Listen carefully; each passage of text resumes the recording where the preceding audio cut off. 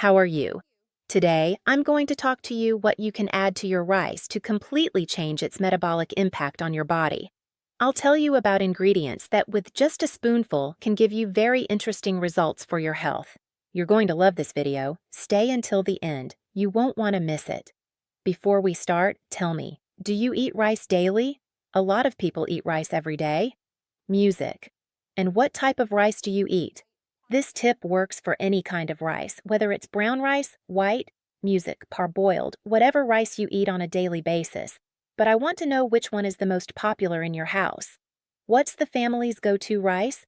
Write it for me down here in the comments. Remember to leave your like on the video. That's really important to me. It shows YouTube that you support the channel and trust my content. And if you know someone who loves rice but wants tips to improve things like blood sugar, glucose spikes, satiety, and so on, share this video. Let's grow our chain of kindness. When we think about rice is basically starch, right? So it's made up of glucose chains. When we eat rice, it's quickly digested by the enzymes present, mainly the enzyme amylase, and then it breaks down into glucose and enters the bloodstream relatively quickly. So this leads to a rapid increase in blood sugar, insulin release, and possibly a drop a few hours later. So usually people who eat a large amount of white rice may feel sleepy after lunch, get hungry sooner, and experience energy fluctuations. Music. Sometimes you feel kind of tired, unmotivated. So ideally, we should try to boost this rice a bit.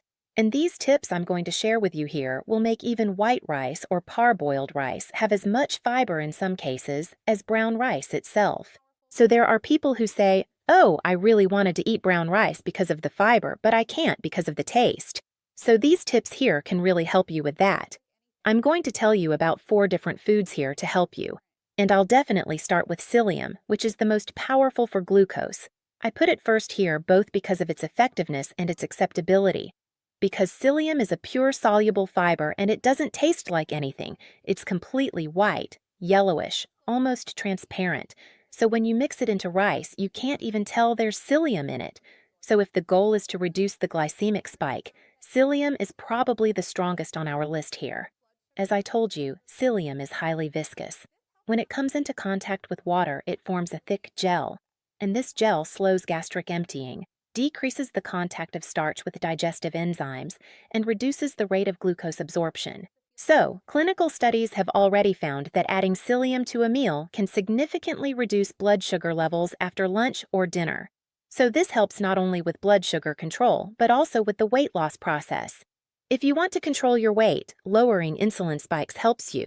And also when you consume psyllium, it forms this gel that expands. So it greatly increases the feeling of fullness, making it even more interesting.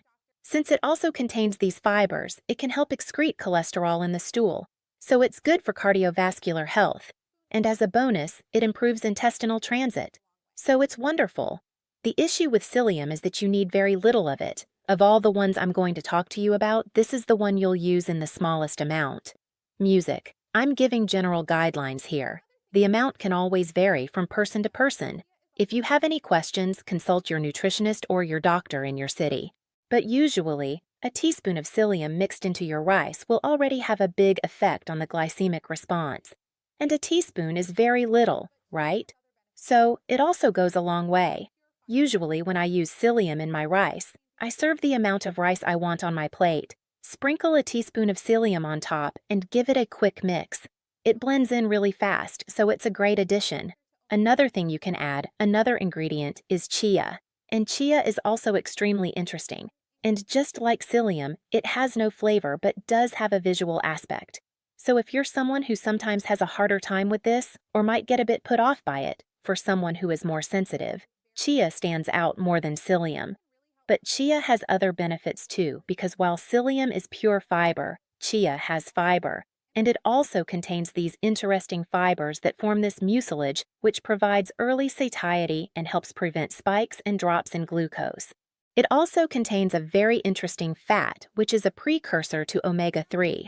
So in a more complete way, it acts on several fronts because it helps slow down glucose absorption, increases the feeling of fullness, and reduces that hunger afterwards. But since it also contains omega-3, this omega-3 also contributes to the feeling of satiety. It's an anti-inflammatory fat that is very good for our health. So, chia can really help from various angles to improve blood sugar issues, improve intestinal transit, facilitate bowel movements, and prevent constipation. All because of these fibers and healthy fats it contains.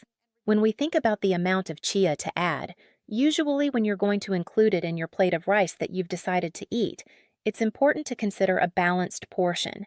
A good amount can be from 1 teaspoon to 1 tablespoon of chia, depending on your needs. Up to 1 teaspoon is a very reasonable amount for that meal, and as I mentioned, it really helps with satiety. So, it also expands that feeling that the rice really filled you up, and it's an excellent addition, as I said before, also because it doesn't affect the taste, only the visual aspect. Another food you might consider adding to your rice after it's cooked is apple cider vinegar. In this case, we're not talking about fiber, but rather about a metabolic effect it can have because vinegar contains acetic acid. And this acetic acid may be related to slowing down gastric emptying and reducing the activity of some enzymes that digest starch. It's not a free pass for you to eat as much as you want. Just because you're adding vinegar doesn't mean you should overdo the quantity, but it can help in this regard.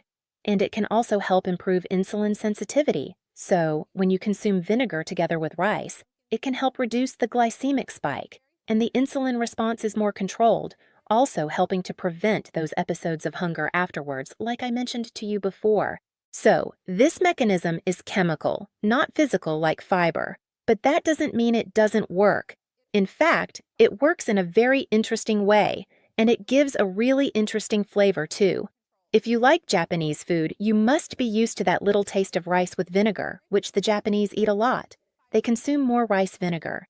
In this case, I'm talking about apple cider vinegar, but even so, it's super tasty. So, you can put a teaspoon or a tablespoon of vinegar on top of your rice once it's on the plate, and it tastes great. If you eat it with salad mixed into the meal like this, it works really well. There are still other things you can add, which are 2 seeds that I put in the same category here, because you need to do some prep work before adding them to the rice.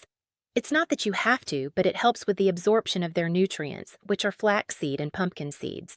Although flaxseed is very similar to chia in terms of composition and benefits, I put it here together with pumpkin seeds because ideally we should grind them before sprinkling them over the rice, or you should chew them very, very thoroughly to break down these seeds well. Flaxseed is very similar to chia. It also contains soluble fibers omega-3 and lignans, so it really helps with weight loss and blood sugar control. And pumpkin seeds are very interesting because they are rich in magnesium, rich in zinc. They have protein, fibers, and help with insulin sensitivity. So it ends up improving the speed of digestion, the insulin response, music, satiety, and even the gut environment itself. So these are very interesting options for you to add. And then in the same way, you can add a tablespoon of them ground, or even if you want, you can mix pumpkin seeds with flax seeds in a jar.